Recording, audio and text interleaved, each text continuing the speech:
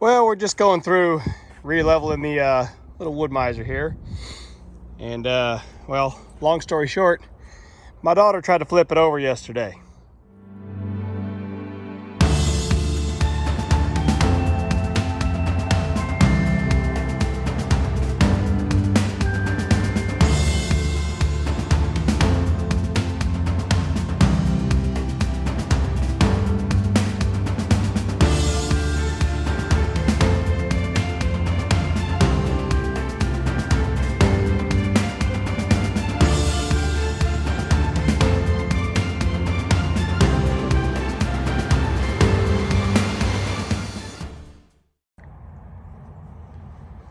Do you hear that?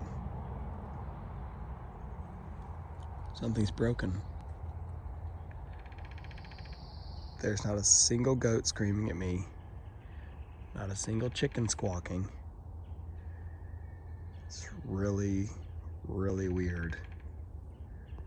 All right, so a little backstory, since we've set this mill up, the day we brought it home and set it up, obviously we weren't prepared, we weren't ready.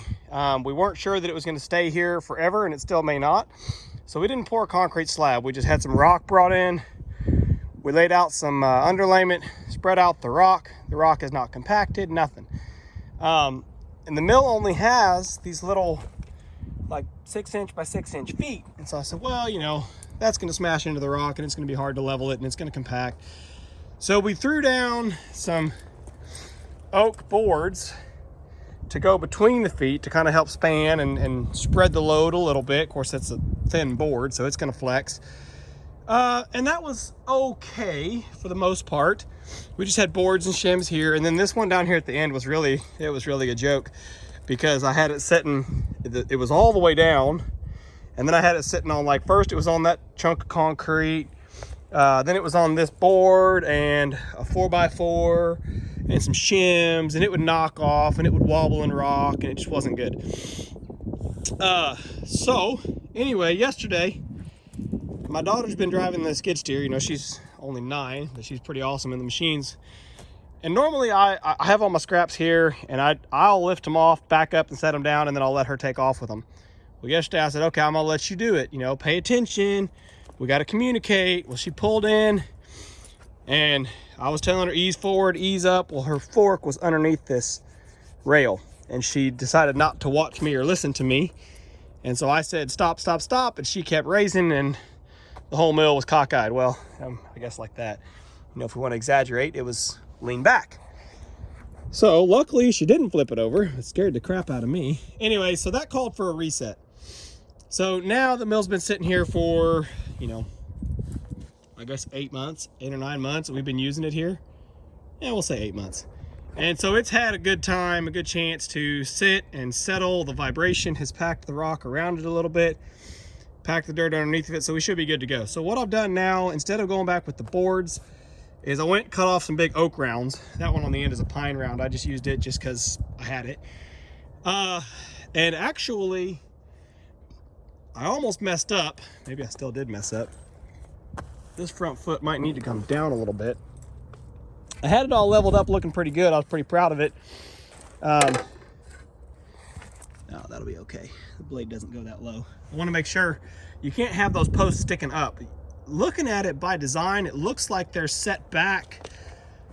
Like these are set back enough that, when your cant is here, it won't hit it. But when I laid the level across it, it looks like it will. I had them sticking up, and it was hitting this, and it wasn't touching the log dog. So I had to actually dig down into the rock a little bit. I could have cut thinner chunks of oak, but I was afraid if I cut them too thin, as they dry, they're going to crack and fall apart. So I wanted to leave them a little bit thick. So my chunks here are like 4 to 5 inches thick. And so I just dug a little hole to set them down in to then jack it up level.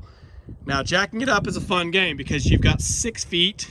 Primarily, you've got 4 feet right here in the middle. Those are your 4 main load-bearing feet. So those are your biggest, most critical thing. But of course, leveling on 4 feet, you've got it going in, I guess, 2 dimensions for the most part. But basically, pick a bed section here. So this is on the front.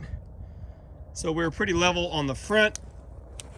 And then you check it side to side, And it's a little high in the back actually, which according to this bubble, we're about, I don't know, not even 1/8 of a bubble high towards the back. And so this foot here, I could take and put like a 1/2 inch shim, which would kind of roll the bed back up a little bit. Check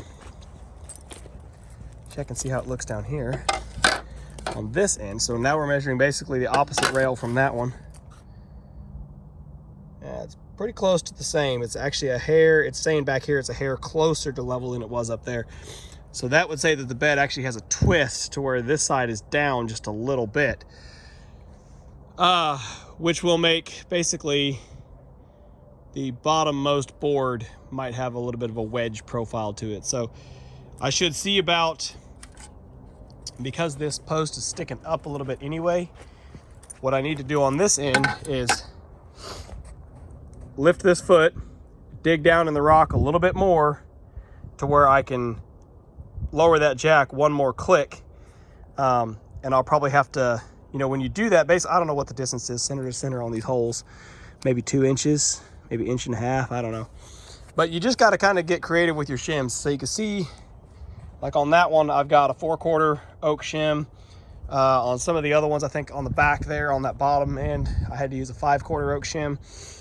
So again, it's, you know, it's pretty rudimentary. You know, we're not doing things real fine. You can make it work. But the one trick that I will share is when you're trying to lift this stuff up, it comes with this stupid little jack handle system that it works to give you a fraction of an inch of movement. You cannot go hole to hole with that thing.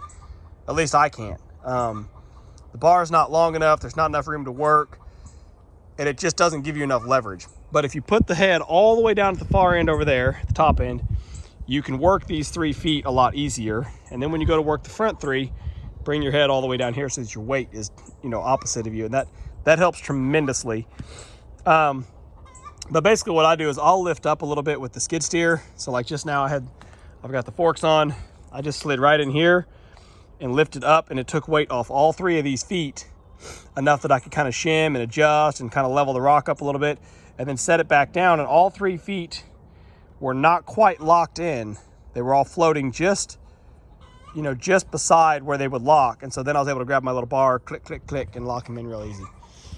So again, now I've got to try to fix this front one here. And this was saying we were high in the back.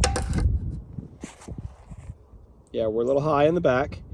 And so I'm going to raise this foot.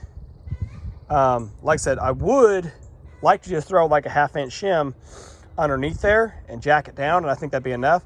But then that's going to put this post another 1/2 inch high, which again, I think it's outside of, well, I can tell you it's 22 inches from basically from that post there. So yeah, it should be well outside of what my cut capacity is anyway. But I don't ever want to take a chance that I lower the head all the way down and my blade guide or something, or my protection there, that it somehow hits it, catches on if I'm trying to get right down and make a 4/4 cut on the bottom. So instead, we're going to lower it. We're basically going to dig the rock out enough. Say we got to lower it 1.5 inches. We're going to dig out only like 1 inch so that it drops the jack down 1 inch, and then that last 1/2 inch I can pull with that bar and really squeeze it down. Anyway, that was the story. That's the plan. If you have a perfectly dead level site to set this thing up on, you might get away with just using your little pry bar. We don't move this mill. I mean, it's technically mobile, but we don't use it as mobile. It sits here, it stays here. And so, you know, spend a little extra time to get it jacked up like it needs to be, and then we should be good to go for another, you know, forever, I hope. Okay, so I just adjusted this foot down. I want to show you what I got. So now it looks like we're a little high towards the front, which I'm actually okay with. We're between the lines. We're a little high towards the front on this end, or towards the infeed side, whatever you want to call the front. And we basically got that same on this end, maybe a little bit steeper on this end, but we're talking fractions. The one thing I wanted to mention was, you know, being dead level, or, you know, end to end or top to bottom, side to side, that's really not as critical as you might think. But what's important is that your frame itself is plumb and square and true to itself, if that makes sense. You can set this mill up with that end down there significantly lower than this end. You can set it up with the whole mill leaning to the side if that's what you want to do, you know, this way or that way.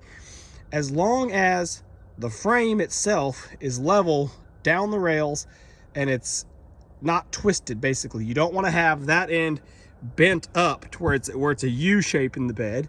You don't want to have one end sagging down, and you don't want to have a twist in it. So like I said, basically your four corners point to point on the four middle braces, if they're all planar, so to speak, whether that plane leans 5 degrees this way or whether it tilts down that way, as long as they're planar, it's fine. You know, I don't know that the manufacturer would ever tell you it's okay or that's recommended, but it's fine. It's all about making sure that this head, as it travels down that rail, that head stays planar with the bed.